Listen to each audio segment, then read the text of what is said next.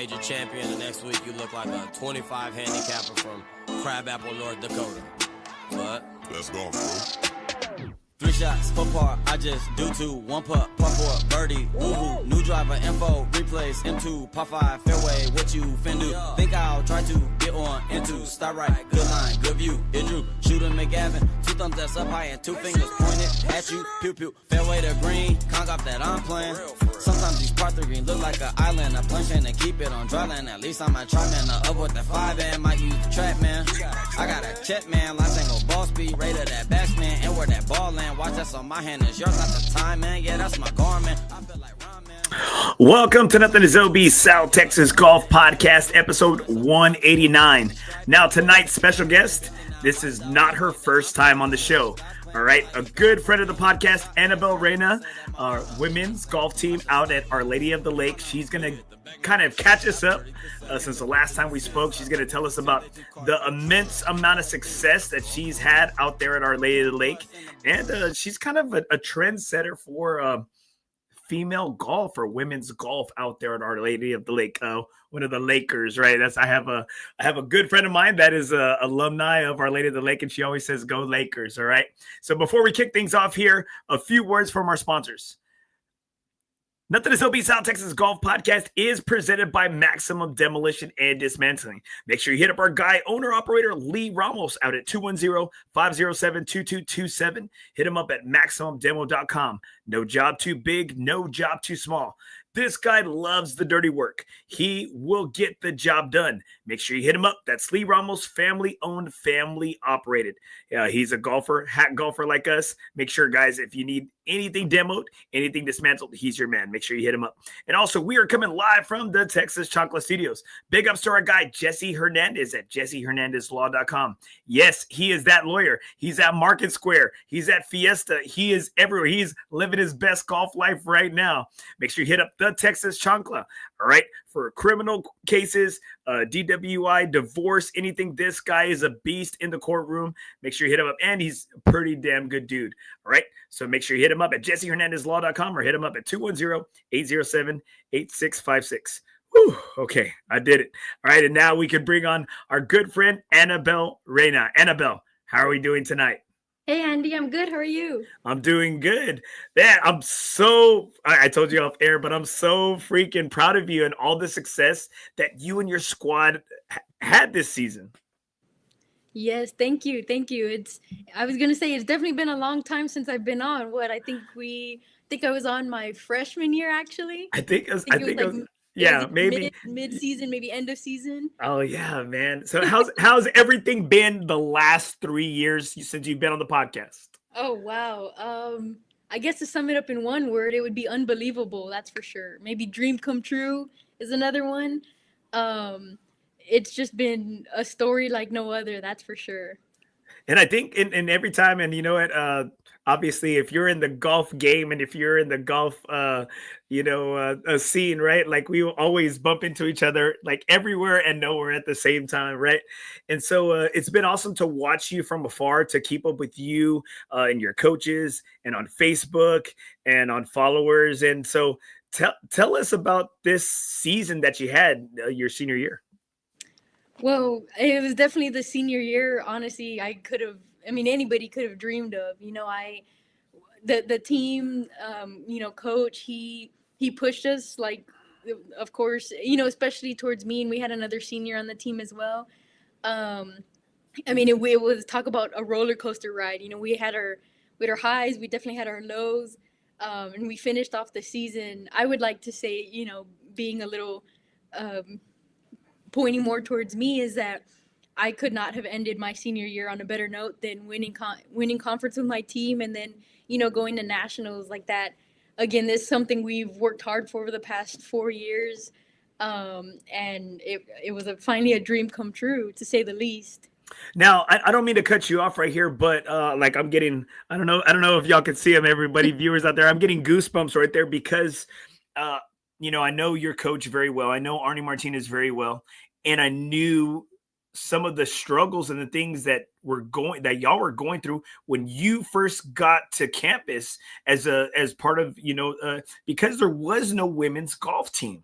And I think I want to make sure that people understand it out there that that's why I said at the beginning of the show, a trendsetter for Our Lady of the Lake University is that this is like a great freaking day, for Our Lady of the Lake University, for Our Lady of the Lake Athletics, because did y'all see this happening when you stepped on campus as just a golfer, because there was no women's golf team? Yeah, so I mean, now looking back, of course, walking into school my very first day, and I even told Coach Arnie this. We were kind of talking, reminiscing over our national trip. We were reminiscing a lot about the past 4 years. Remember this, remember that, and I told him, I said, man, I don't know what I was thinking. 18-year-old me coming from the South Side, from Burbank High School. Like, I remember sitting in his office probably early September. Like, we had just started practice. Again, I had no business telling him all this, but I had said, I was like, Coach, I have, a couple of goals in mind, and I want to let you know now. And over the course of the next 4 years, I want to be consistent. I want to consistently be breaking 80. I want to win at least one, or I want to win one college tournament, and I want the team to win conference. And again, I was 18 years old, I was pretty much barely brand new at the game of golf. I was finally getting serious about it. And Coach was like, all right, like, I see potential in everybody, in every single one of us on the team. And, and he knew my goals from pretty much the first day of practice. And not a single day did he stop pushing me to get there.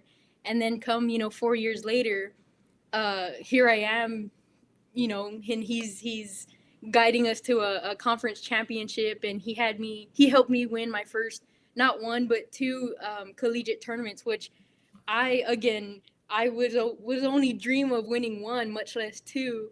And then, of course, going to nationals, like of course, he was jumping for joy as all of us were as well. But just the fact that we did this in 5 years, I know meant a lot, not only to us, but to him as well. And I think, as being a coach, you can only pour into your student athletes, right? You can only pour into student athletes. You can only give them the keys. They have to take the wheel and they have to drive on their own. And I think as being a coach, that's probably the most beautiful thing that you get lost in coaching, is when you see your team or you see one of your student athletes accomplish their goals. And I love to hear that, because this isn't something that happened overnight. This was something 3-4 years like in the making, or like you said, 5 years in the making. Yes. And so that has to feel like extremely prideful for you, for your university. Now, take us through a couple of those wins. Now, I'm sure after that first one, all you wanted to do was just have that same feeling again. I mean, of course, yes. But at the same time, I was I think I was more in disbelief than I was, happy and proud of myself, because, and I don't think it hit me until a couple of days later when I'm getting, text and phone calls from Coach Gonzalez, my middle school coach, who started me off on this journey, to Coach Garcia, who led me on through my 4 years at Burbank High School. And then, family members and friends, of course, that they were like, hey, like, congratulations, this is huge. But it wasn't until Coach Gonzalez and Coach Garcia reached out to me, and they were like, oh, you started from, like, I could barely even spell golf, you know what I mean? And then now to being here, and I was like, wow, like, that's true. Like, you get so, I think my tendency was I get so caught up in the moment of, I need to work hard, I need to do this, need to do that. And I've, at times, I think I definitely learned more over the past 2 years, but through the process of my first 2 years, I was getting so caught up in the outcome, like, I wanted to win, I wanted everything to be perfect. And then after that, it was kind of like, wow, like, looking back, like, it took me 3 years to finally do that. And, my freshman, sophomore year, me wanted it right now. Not saying that hasn't changed much, but, just realizing that with the guidance of Coach Arnie, and of course my awesome teammates, like, with them, I couldn't have done it either. And it was just something, just the feeling so immaculate that, cannot be compared to anything else. And then, so of course, I was pumped up, was fired up, was winning another win. Definitely did not expect it though. I was like, all right, like I'm just gonna continue to, work hard and do the same. Nothing's gonna change. Like just one to me in my head, one win didn't mean anything. I was focused on the end goal of conference. Um, and came up on my second one, and honestly I didn't play too solid on the second one, but still managed to score well enough the first day, and then come out the second day. It was a little, like I said, a little rough, but managed to pull out with something great, of course, with the help of Coach Arnie right there. So that was definitely pretty neat. I know he was proud of all of us, and more so me as well. So that's a feeling that has no price tag to it. And I think if you could let people know out there, like golf is such an individual sport, right? It's such an individual sport, but it has that being collegiate, those collegiate golfers, like it has a lot of, you might be an individual, but you are a part of a team, and you're trying to score for your team, and you're trying to be the best version of you for your teammates, right? We got some before we continue, I got some great comments right here. Caitlin Cavalier, Annabelle Reyna is better than Tiger Woods. Oh, hell yeah. Especially now. You're winning tournaments more recently than Tiger Woods. Caitlin, thanks for chiming in right here. Elizabeth Rendon, so proud of you, Annabelle. We love you. Man, hey, you're getting feeling the love all over the place. Right here, Mike Kirk. What's up, Mike Kirk? Thanks for tuning in. Y'all.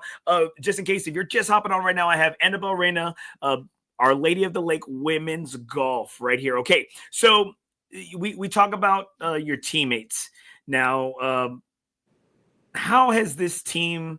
Did you see this team being a team that can win conference and then make a nice run to nationals? Did you see that at the beginning of the year? Yes, very. And I was talking to Coach about this because we had one graduate student from Mexico. Her name is Ceci La Toala. Then we had me being the senior.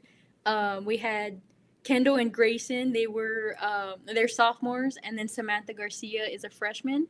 And so again, from the start, we started off with 10 girls, a pretty big team at the beginning of the year, and then things happened. People came and went. So we started our second semester in January with just 5. But at the beginning, back in August, September, the consistent 5 that were traveling to tournaments were the same 5 who went to conference, or the remaining 5, I should say. And just, from the beginning, like me and Ceci were talking, and we called it, the difference between the 5 that went to conference, that one conference. It was just, you could tell there was a difference between the 5 and then the other 5. That this 5, there was no complaints as far as working harder or staying 2 hours after practice or waking up at 6 a.m. for morning workouts.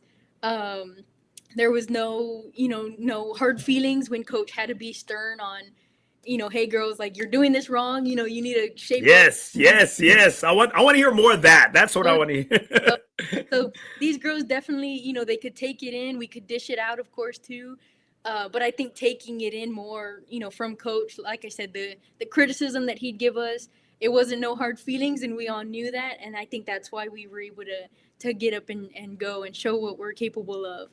And, and again, it kind of, I always said, like, it kind of showed, especially, I think, when back in, I think, I'm going to say October, Coach was out for the guys tournament, when he doesn't host workouts, of course, because he's out of town.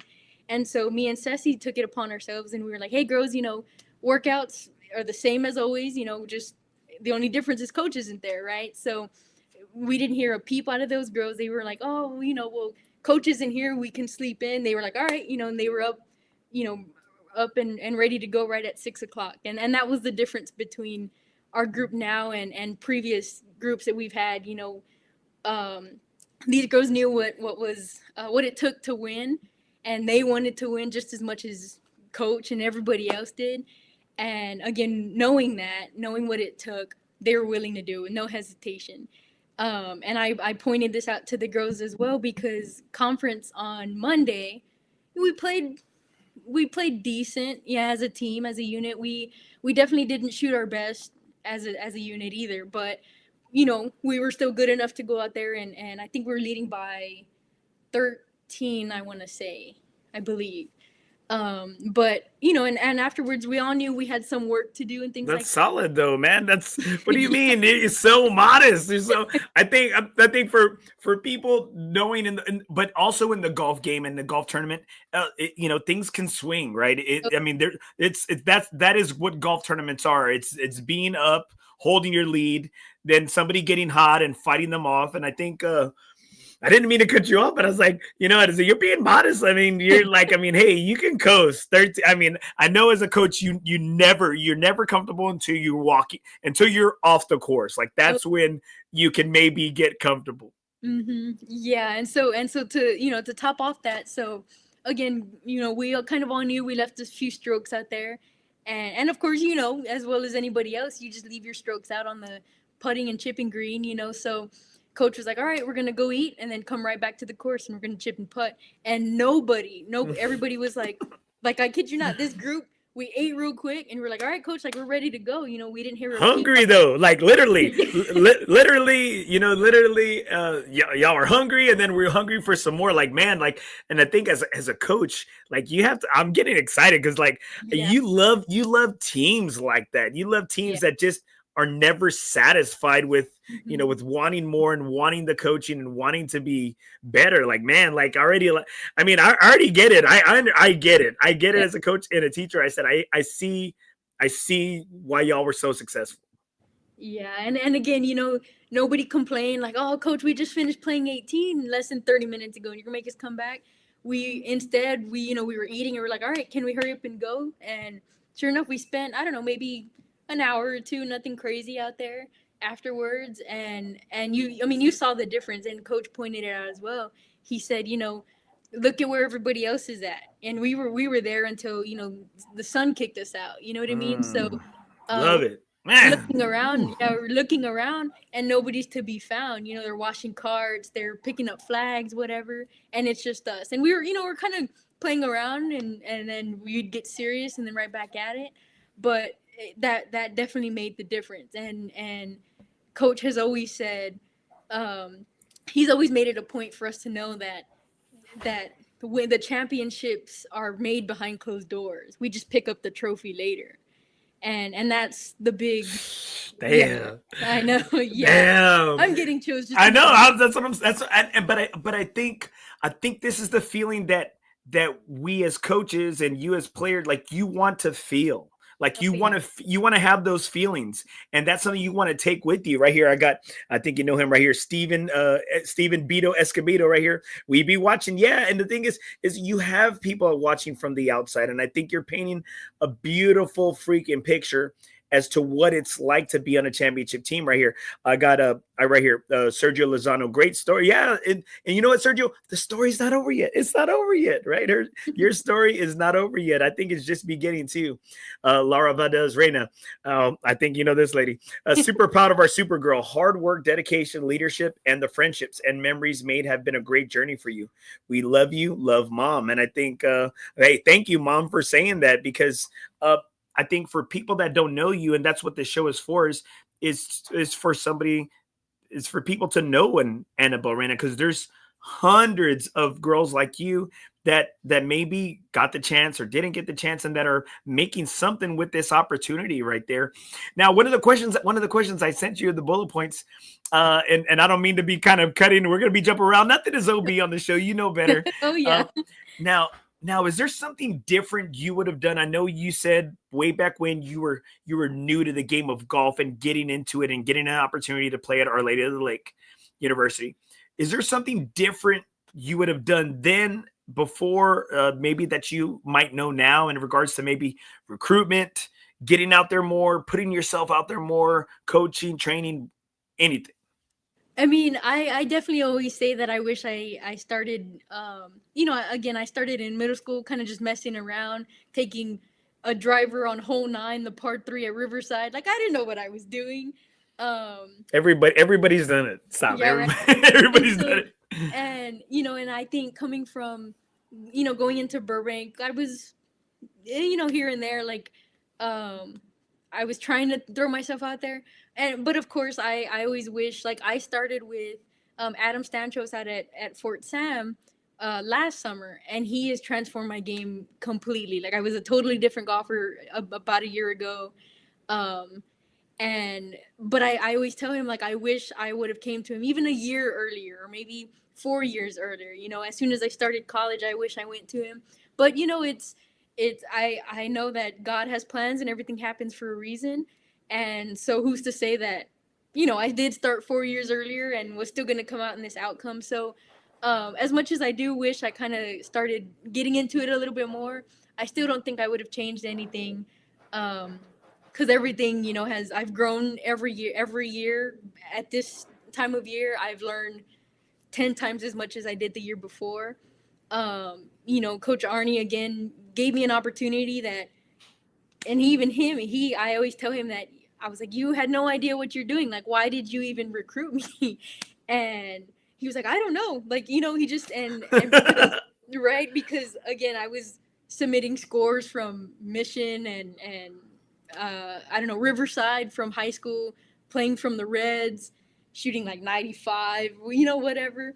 And then Coach Arnie gave me this opportunity, and I've been grateful for it. And he's taught me so much more than what I would have ever learned. So I think, with this opportunity, I wouldn't change it, definitely. And I think as a coach, we always have this, you always hear about parents or mothers, the mother's intuition, right? I think as coaches, you always have we say it's like a gut feeling. And I think the thing is just like, no, coach, that kid cannot be a quarterback. And I said, no, he's a quarterback. No, he's a quarterback. And the next thing you know, at the end of the season, they're like, coach, you were right. And I think the thing is sometimes we hear we're wrong more than we're right. But I think the thing is a good coach can spot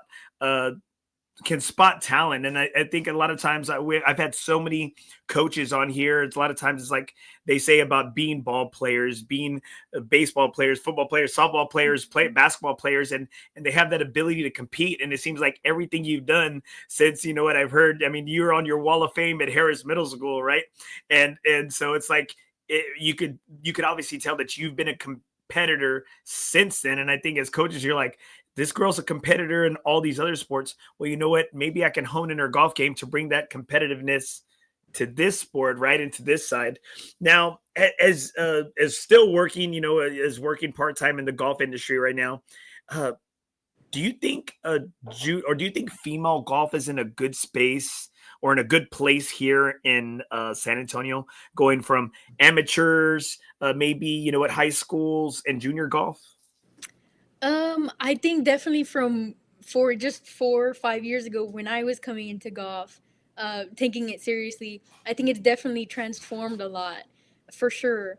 Of course it can always, just as the golf game, it can always be better, of course. But with the little leagues like Chips and Walk, I know I've been to a couple of their events. That's huge. They're trying to get women, even if they're just playing for fun, like that's huge. That's something that's not offered, that wasn't offered, when I was growing up.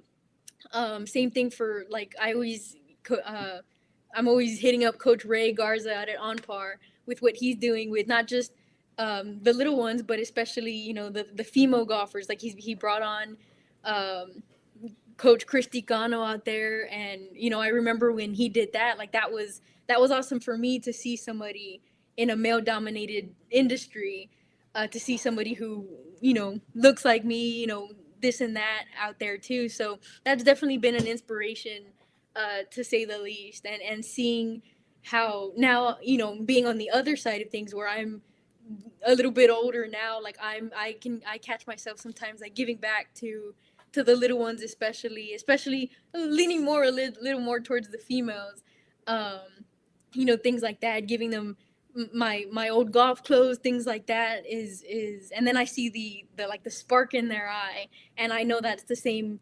I kind of wanted to be that person that I wish I had, growing up, starting golf, like somebody who's like, hey, like, look, me and you were we can go out there and we don't have much, but kind of look what other people can offer us. And so yeah, I definitely see this game growing a lot, for sure, within the next couple of years ahead of us too. I agree with you. It has transformed, especially looking as a father of two daughters. I'm always concerned with uh, I don't see, and then being raised by a single mother, I don't have maybe some lenses that certain people do where, I might be a little bit more fearful of my wife and female bosses, right? And female administration and leaders. I'm like, I'm a little more scared of you. I was like, man, I'm like, oh man, you're just a bro like me. Like, stop, And so, as we look at that, and we look at these instructors that, you bring up a great point in your coach Adam Stanchos, and you talk about Ray Garza and Christy Cano. I know you've seen a lot of instructors, and do you see, like, I guess, have you seen maybe the good and the bad, or have you seen just been nothing? Has your experience with instructors been nothing but good? Or do you see some out there and maybe some that they tell you to stay away from, or this, that, or the other? And, and I'm asking, honestly, your honest take, because you're on that side, right? You're an elite golfer. I mean, I'm going to consider you an elite golfer. And so what are your thoughts on that? Well, first of all, thank you. I appreciate that because, yeah, that says a lot. But no, I feel like I definitely have seen both the good and the bad for sure. I think honestly, every coach has both good and bad sides. Some a little more than others, which is fine. But I think in my opinion, like again, growing up from Burbank where I didn't get much instruction, I think every instructor that I went to, whether it was a couple of days or 4 years, like Coach Arnie, there's definitely a lot you can learn. Or in my opinion, there's definitely a lot I learned going from or seeing different instructors. I've learned what to do both because I've kind of been thinking about the coaching aspect now as I'm like, hey, like, again, I would love to give back. Maybe I become a coach one day. So in seeing that, like, not only lessons about my golf game, but as lessons as maybe a possible future coach, I've learned from lots of different coaches on, okay, this is how you approach this situation. Again, whether it's on the golf course behind a tree or towards a student, I've learned both the good and the bad for sure. And so hopefully it helps mold me into a a good coach one day, if I decide to continue on that path for sure. So and I think that's the thing. We are shaped by our experiences, right? By the coaching or lack of coaching sometimes. And I always tell the kid, I said, guys and girls, I said, you're never going to know what a good coach looks like until you have a bad coach. Mm-hmm. And then you appreciate it. You said, man, I wish I had that coach that chewed me out and that was on my butt. Now I have a coach that could care less what I do out there and it's not watching me. And I know I just messed up and nobody said anything to me, right? Got some great comments right here. Roxanne Marie Barrera, so proud of this hardworking young woman. She was always focused, even as a kindergartner. Oh man, you could tell. You can tell the little dogs at an early age. You can tell them right here. Rosin Pettis, go Saints, wings up, baby, right there. Thank y'all for chiming up. So tell us how, and I know from being a Facebook friend, an Instagram friend too as well. I've seen you really take to your university and taking it for everything that it's offered to you and being a really good part, because some people go to school and they go home, or some people go to school and they go back to their dorm, or some people, they just they do just online. But it seems like you've taken in and really try to be a big vital part in being part of the change, part of the answer instead of a problem at your university. And tell us about your time at Our Lady of the Lake and what that university has meant to you. So I think I've always been one to just live in the moment kind of thing. And it could be that I'm paying for the school. I'm going to get the full experience. But the other, just being, I'm proud of where I come from and where I'm going. And OLLU is, again, back to our previous conversation, OLLU has shaped me into who I am, because without it, no telling where I would be. And I don't think I realized until attending OLLU is that, OLLU is such a small campus, but such a big family. I've met people who I've known for a long time, and I'm just finding out they graduated from Our Lady of the Lake as well.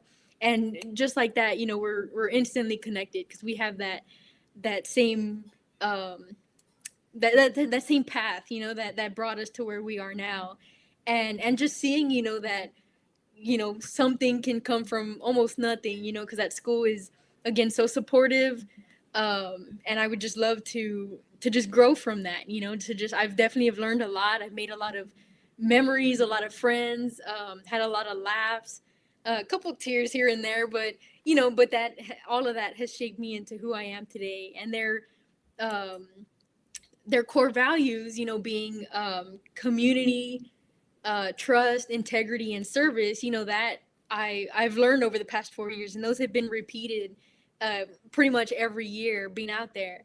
And I try to instill that in, my game life, my homework, things like that. And again, every saint who has graduated from OLLU knows those 4 core values.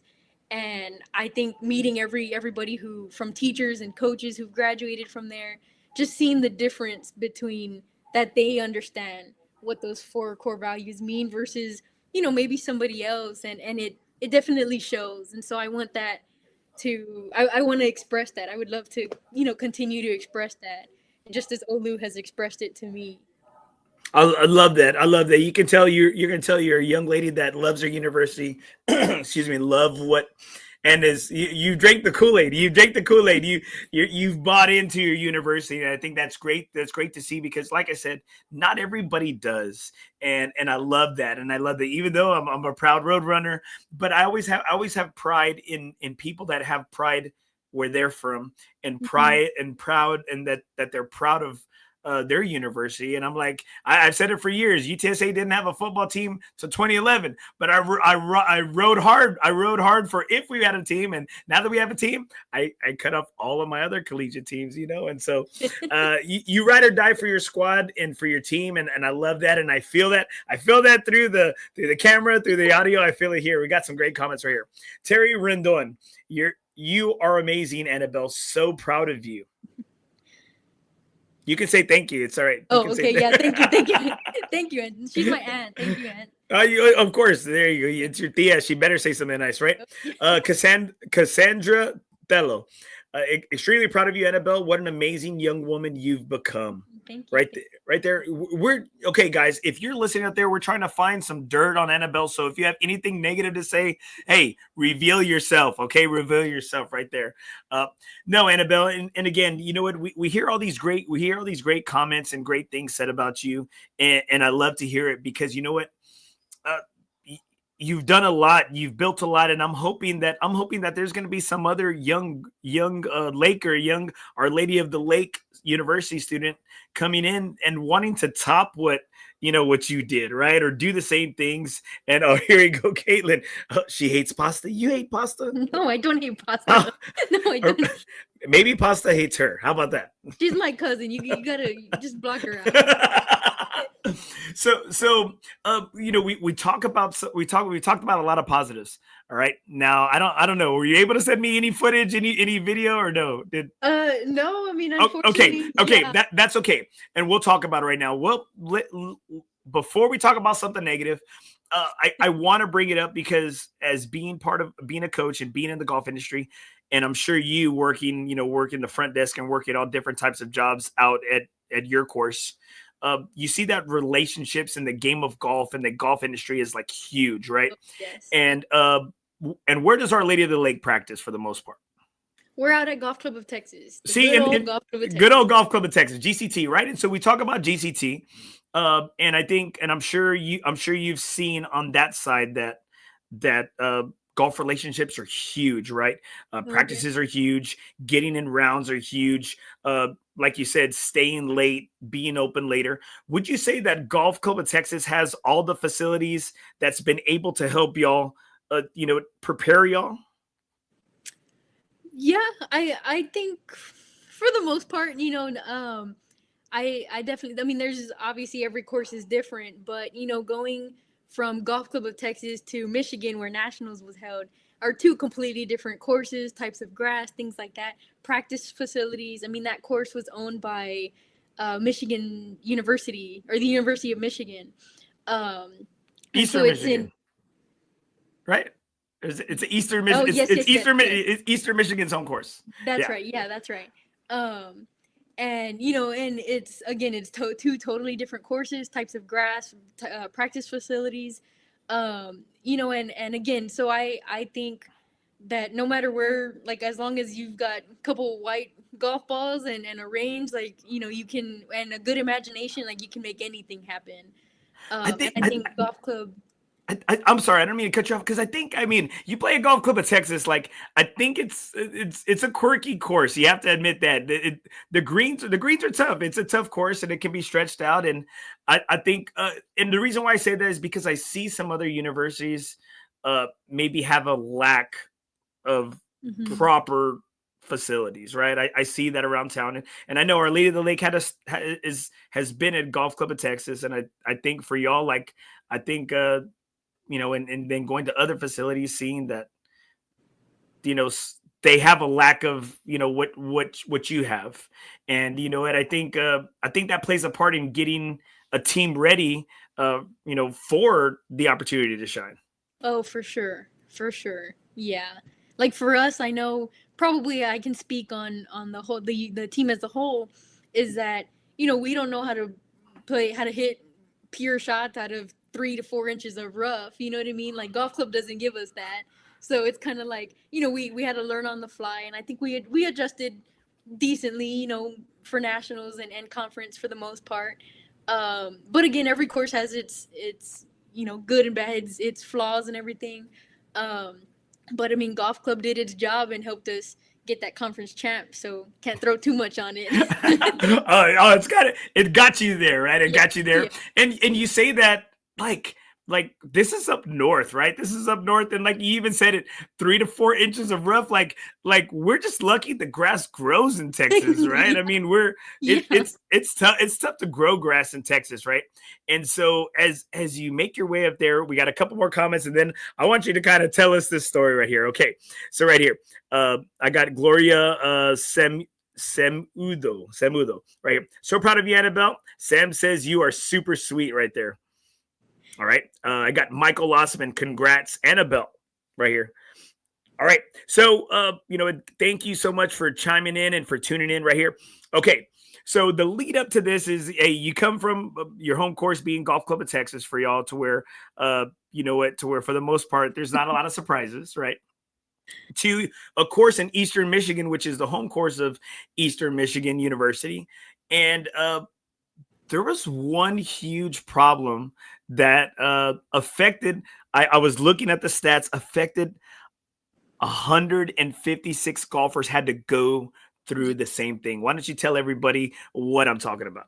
So, for starters, to just, put y'all in the setting, I think I was my fourth. So, of course, we took 5. I was the 4th tee time out.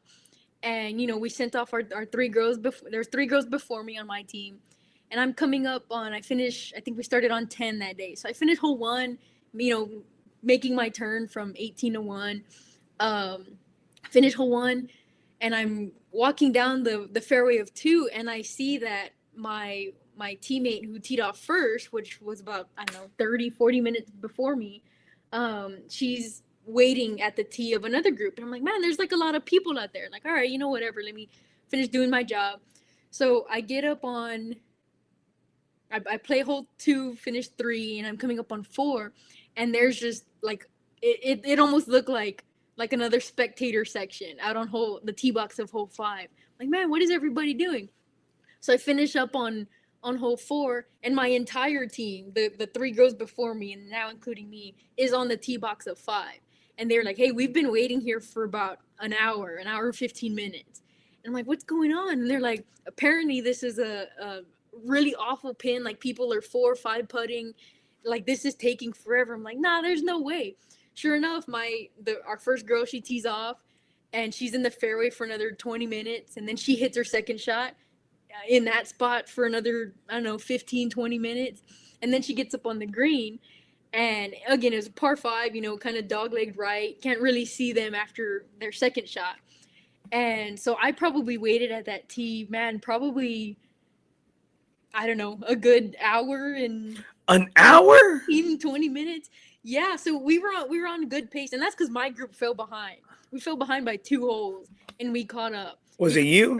Were you the problem? Nah, not at all. Okay, an hour. All right. So we're in Eastern Michigan playing the NAIA Women's National Championships, right?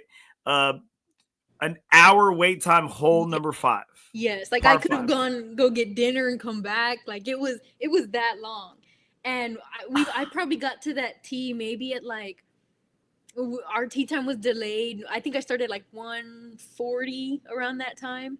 I think I got to hole 5. It was maybe, I'm gonna take a guess, like 5:15. I didn't tee off until about 6, close to 6:45, 6:30, and yeah. So like an hour and 15 minutes. Yes. And then that was just waiting. I'm not talking about playing that hole. And so I'm like, this can't be this bad. Like now I'm gonna go birdie this hole.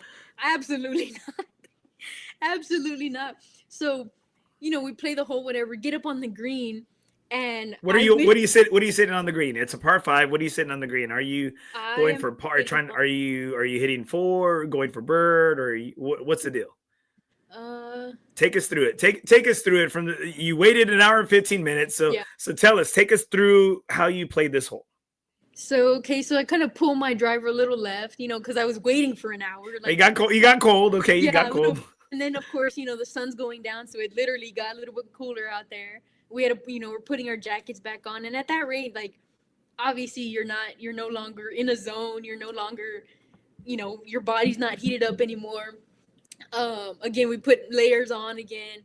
So I kind of pulled my drive a little left. I had a really nice punch out of the trees, to put me, I don't know, maybe 100 and something from the hole.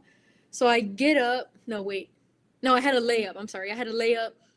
Then from there, I laid up to about 100 yards from the pin. I stuck it to about 15, 20 feet past the hole. And Coach Arnie was there on the green. He was like, all right, girl, like, you're either making this or just close your eyes and kind of wish for the best. So it's like, okay, and I'm looking at the cup, and I have my yardage book out, and that part of the green that we were on is completely red. Like, I've never seen that color red before. And on a yardage book, when that red kind of settles in, it means the green is faster, there's more slope to it. Is it? I don't know. So I don't know. And that's a great insight right there. So it's your yardage book. So I guess what you're telling us is that the more red that portion of the green has tells you it's slick, it's lightning. Like, yeah, that thing's just going to take off. Like, you just got to hit and hope on those kind of putts. And so sure enough, I'm above the hole, right, coming, and it's definitely breaking right to left. Like, this looks like, I don't know, it looks like the side of a hill. Like, it's the cup is kind of leaning out left. Oh, shoot. And so again, basically what Coach said, either you're making it or you've got another 30-foot putt coming back up the hill. So it's like, okay. So of course I try making it. He goes, you can give it a little bit of juice, just a little bit, to make it. And if not, like, you just can't get mad at this kind of putt. It's like, okay. So sure enough, I think I was a little long, like I played the hole a little bit long, and it, I went past the hole, which would have been a good putt if it was on a normal slope, but it was, it took that hill and it just took off. Like, this thing is just running at full speed, and, just there was no stopping it. I was like, Coach, put your foot there, like, stop it. So what did you end up with? Double. So it wasn't that bad. I 3-putted it. It wasn't that bad, actually. Did you see what did some of the players in your group do? In there, I was playing with two other girls. One of them 6-putted. Six. Yes. 6-putted. I'm not making this up. Okay. I don't even. I lost count. I was like, girl, like, I don't even know. And but yeah, so poor girl, she was just going up, to the hole, and then it would kind of lip out and come all the way back around. It's a clown circus hole, hole. Literally. So right here, in and having a couple of doing a little research on this hole. What was the name of this course that you were at? It was a hard name for me to pronounce. Eagle Crest Golf Club. Eagle Crest, but where was it in Michigan? What's this? I'm not gonna. It was like Yip something. Yipsy or right or is I don't know. It was in Ann Arbor. Okay, right there. Yeah, it's a weird name, right? Michigan at Eagle Crest, the home course of Eastern Michigan, right here. Okay, so it had a par 5, hole number 5, a legal hole that at the 2025 NAIA Women's National Championship led to high scores. Backups, you heard it right there on the course, and you had 100 out of 156 golfers. There was only 6 birdies made on that hole. Do you think? I think it was the first day there was only 2 birdies made. No, but I think from all divisions. I think from all divisions because from I think like a whole range. It's not just your division. I think it was like everybody like that they took from the golfers that played that course. It was 156 golfers that played that course, or how many times played that hole. There was only 6 birdies. Everybody else, they said, like you said, ranged from scores +6 plus all the way up to +10s. Yeah. No, that was she just 6 putted, so she got like a. That's what I'm telling you. But yeah, I mean, it was hard to watch. It was hard to play too. And that's and what they say is that what makes it. If you want to go check out this video, check out Monday Q info. On you can check them out on Instagram, on Threads, or any other, I don't know if X, whatever, right? But check out Monday Q info's got a great video of some of the golfers trying to make this attempt out there. And the thing is, and we hear it all too many times. People couldn't finish rounds due to darkness. Incredibly high scores, round killers, if you would say. And then, sometimes you have some of these days are canceled. And a lot of times, I hate to say it, it always happens in the women's sports. You hear that constantly. It was several years back out at one of the regions. They just said, no, we're going to cancel the region because the course did not meet championship standards. Mm-hmm. And, it didn't give female golfers an opportunity to play. And, is this kind of common in golf, or is this like a random occurrence? I mean, be honest. Experience wise, like as far as like illegal holes, like on this case, in fact, I was looking it up. It's on Breezy Golf on Instagram, like so yeah. The video is, but anyways, yeah. I mean, experience wise, like with that hole. That's something that was a first for me. But as far as, this can lead to opportunities for women as well. Like it's definitely there. There's the lack of the, what do you call it? Like the separation, I mean, personally, even I feel it as well. So yeah, it's definitely there, unfortunately. All right. So conference champs made it to nationals. How was that experience making it to nationals?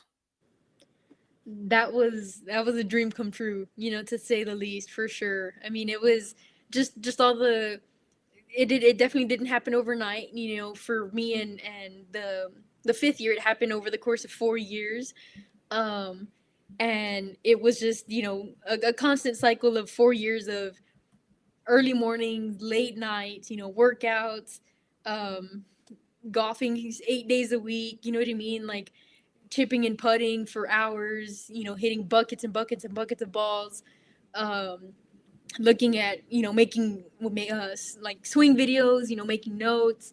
And then of course it takes a mental toll on you. I know it did on me at times for sure. But just overcoming and adapting both on and off the course, that led to, again, all this hard work summed up led to our conference win as a team. And it was, just feeling that win and seeing how excited Coach Arnie got. We couldn't believe it. And I know he was, jumping for joy out there. I don't mean to, throw him out like that, but I know he was definitely excited for us and proud, to say the least. But then going to nationals, like just that experience, we were treated like queens out there, man. We get up there Mm. and we were kind of targeted because we get a Mexican. We go all the way to Michigan to get a Mexican lunch right before. And everybody, don't you hate it when? Okay, so going up north, a lot of times people say, "Oh, you need to try the best Mexican food over here," and then you eat it, and you're like, "This isn't Mexican food." Oh yeah, oh yeah, yeah, for sure. But I mean, they fed us that, and then we got little tea gifts. We got a portable charger and cool lanyards and shirts and things like that. So seeing all that, seeing the cameras out there, we were couple of the greens out there were being broadcasted through a live Michigan golf feed, and so being able to see that we made it on a small national TV, in Michigan, or I should say statewide. It was an experience that some of us will probably never experience again. Um, and then again, to say that coming from Golf Club of Texas, no shade on them, but coming from Golf Club of Texas to playing that course where you're going over trees and over water. You got water on the right and other hazards on the left. Like it was just really cool to see, not just my team, but even other teams as well, like go through that and how they approach their shots and things like that. It was definitely pretty neat, to say the least. Well, I think you come from Texas. That's got a little bit of a drier landscape, right? A drier landscape. You come from a course also that has all the facilities to get you ready and to get you there. And I don't think anything's going to get you ready for an illegal hole. Green out the wazoo. I that happened to me too when I went to Kentucky to go play, and I said, this like grass, like do y'all paint this grass? Like this grass is like dark green, right? And that's great, and that's something you're always going to be able to take with you. You're going to take forever with you in these experiences. And said, oh hey, you know how to play the South Texas courses like like the back of your hand, right? Well, now you know a little bit about playing up north. So Annabelle, what is next for you as your time as a collegiate golfer is coming to an end? What's next for Annabelle Reyna? I don't know. I mean, I was kind of hoping you wouldn't ask this question because Annabelle doesn't have a set answer. Annabelle doesn't have the third person. Oh, we're there already. We're there. Okay. No, I mean, I definitely, I think the week that I've had off of both golf and school and everything, when everything kind of just, for me, everything just came to a halt. I hit a wall real quick and I got off the plane coming from Michigan. I'm like, now what? But I definitely want to go back to school to get my master's. Like I had mentioned earlier, I would love to, try to start coaching, whether that's, little kids, all the way up to adults and things like that. That's kind of the aspect that I would love to get in within this game. Just kind of be involved with golf, much more than what I already have been, to try to give people growing up like me that same opportunity. To grow and to maybe take their game to another level.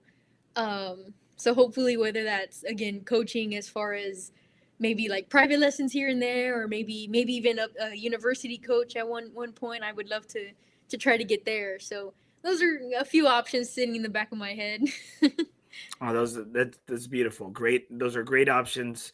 You're young and it being a two-time collegiate tournament winner, conference champions, make it to nationals. That resume just got a lot freaking better, like in the course of one semester, right? I mean, wouldn't you say? Oh yeah, for sure, for sure. So as we wrap up here, and we're super thankful to have you on, and everybody, thanks for chiming in and well wishes for Annabelle. Are there any people that you would like to, or we want to hear the people that you would like to thank as you wrap up your collegiate career? Oh man, this list can go on and on. I would, first of all, I would like to start off by thanking my parents, my mom, my dad, just they, especially this past year, they attended every tournament. They went, all the way to Michigan, bundled up. My dad was in a poncho. I was like, of course, my father would be in a poncho. You coming from south side of San Antonio. But just thanking them from them being there for the highs and the lows, seeing both me and the team win, have our wins and everything over the past, 4 years, to the coach who started me off, Coach Gonzalez, Coach Garcia. Without them, I don't know what I'd be doing. I'd probably still be maybe in tennis or volleyball or something, that wouldn't have gotten me to go play Michigan. Um, my teammates, my family, of course, my extended family, my teammates for becoming my second family. Without the support of those four girls at conference or before, conference, they were the ones there to feel that loss. They felt they were the same people who won with us, at conference, went up to nationals, and just made memories that, I'll just cherish forever. Like, without those four girls, I don't know where I would be for sure. And then, of course, to Coach Arnie, without him, I wouldn't I wouldn't know anything about the game of golf that I do now. He's taught me everything about golf, relating it to, on the course, to life and everything. Just definitely gave me a completely different perspective coming from freshman year till now. Again, without him giving me the opportunity, I know none of this would have still been a dream, so for him allowing me to play for his team and giving me that chance that he kind of just took a leap of faith on, I really can't thank him enough on getting me here and guiding me in these past 4 years. And then, let me see, just again, family and friends being there. I would also like to thank Andy out at the Elite Training Academy, for the past 2.5, 3 years, I think. He's also given me guidance in the weight room, specifically on becoming faster and stronger in my swing. Without him too, I don't think I would be anywhere, without those people. Again, constantly guiding me the past 4 years and everything. So I think that was great. And there's a lot of people. I'm sure you probably missed some, and that's okay. You don't have to get them all. Annabelle, we're so thankful to have you on the show. We're so proud of you. It's been awesome watching you. It's been awesome watching you from afar. It's seeing your swing progress, seeing you progress, and it's been a beautiful sight. And I'm so hopeful that you're able to help young female golfers and young golfers to be the next one, right? To be the next Annabelle Reyna, to be the next one to take Our Lady of the Lake, to take them even higher places than you took them. We're so thankful to have you on the show. And this show is meant for people like you that have a great story, that's a great person, and that's doing great things out in the world and especially in golf. And we're so proud of you. Well, I appreciate that, Andy. Thank you. That means a lot. Thank you. And thank you for having me too. I always enjoy chit-chatting with you. Oh, okay. Always. You're always welcome on the show, right? You're always welcome on the show. And if those coaching opportunities happen, make sure you let us know so I can announce them ASAP. All right. Oh yeah. Hopefully. Fingers crossed. All right, guys. That's Annabelle Reyna. And we want to thank her so much for being on the show. All right. You have a good night. Thank you. You too. Bye. Man, she's a stud, man. She's such a great kid. And I can say that because I'm an old man. I'm a 45-year-old old man coach, and that's okay. And I know she's going to do great things. There's several people we want to thank today. We want to thank FOREBROS Tour. Never golf alone again. If you don't have a home, FOREBROS Tour has a home for you guys. Been playing a lot of team golf lately. Had a 1 day Troon Golf Challenge out at beautiful Alcantara today, and it was amazing. My partner Jordan Callender, we battled all day today. We didn't do much of anything, but you know what? Vibes were freaking high. We kept grinding. We had a great time playing. Fernando and Carlos in our group. Two guys we hadn't met before that were members out there. And thanks to Anthony Cantu, him and his crew put out an amazing product. Such a great time I had, great pace. It was awesome, man. We were battling today. It was shamble format. And again, I would probably not be given that opportunity without FOREBROS Tour. Make sure, guys, if you don't have a home, you don't have an organization. They asked us today, what courses are we playing? We play everywhere. We play Cedar. We play Lackland. We play Golf Club of Texas. We play not Canyon Springs. We're trying to give our guys a good rate. We play the Quarry as a major. Comanche Trace. Tomorrow we have River Crossing Country Club. Guys, we play everywhere. We play Randolph. We play the gyms here in town. We play Silverhorn. Man, there are courses that we play.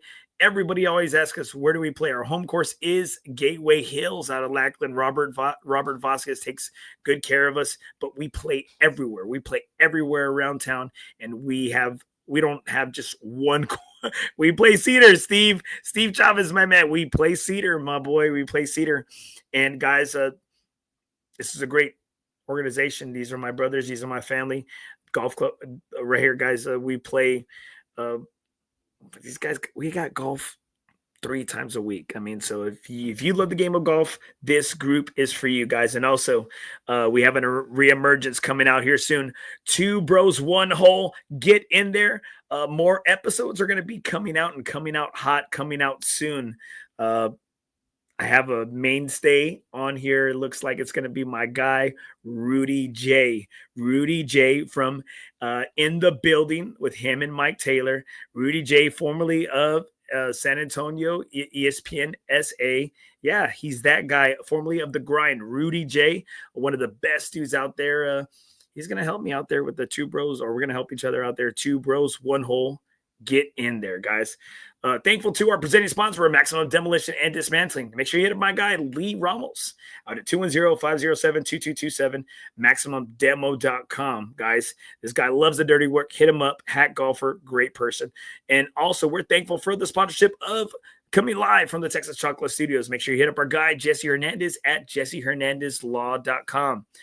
Guys, thank you so much for tuning in. I'm sorry we didn't get much talk into Scotty Scheffler's PGA win, but we'll talk about that next week. Also, we're going to be talking about team golf this past weekend, a Summer Cup that took place out at Atlanta in Gateway Hills versus the Eek Tour guys, right here. Thank you, Robert Garcia. Awesome show. Annabelle Reyna is a hero in San Antonio golf. Amen. She certainly is. She's one of those success stories. And you know what? You got Christy Gano, you got Cameron Carrion, you got Annabelle Reyna up there, that they're really going to open a lot more doors, especially for, that maybe that new golfer, that talented golfer, a female golfer, which is what we need. We need to we need to level up. And like Annabelle said, we need to keep that transition happening where a lot more females are out there, amateur, collegiate, junior golfers. She was amazing, and I'm so thankful for her. She's going to do some great things at the next level of her life. Hey, guys, thanks so much for tuning in, guys. Before I go off right here, there's one more shout-out I need to get right here, guys. There's one more shout-out, and he is one of our brothers right here, one of our brothers. He did he's been helping out big time right here. Big ups go to our guy, Paul Kobiega. He's one of the owners and operators of Avoda Cleaning and Restoration.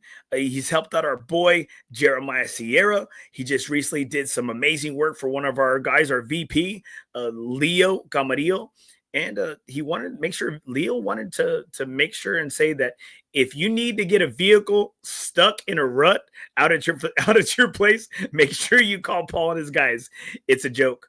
Paul Kobiega, a FOREBROS Tour member, great people, great dude, great company. He will not do you wrong, will not steer you wrong, does amazing work, and does exactly what he says he's going to do. So, guys, if you need any cleaning, restoration, and he'll put you in contact with other people, stuff that he might not be able to do or that they're not licensed to do, he'll take care of you and point you in the right directions. Hey, thanks, Paul, for always taking care of your bros. Hey, guys, thanks so much for tuning in. Make sure to continue to follow Nothing is OB, South Texas Golf Podcast, YouTube, Facebook. Remember, guys, in the game of life, nothing is OB.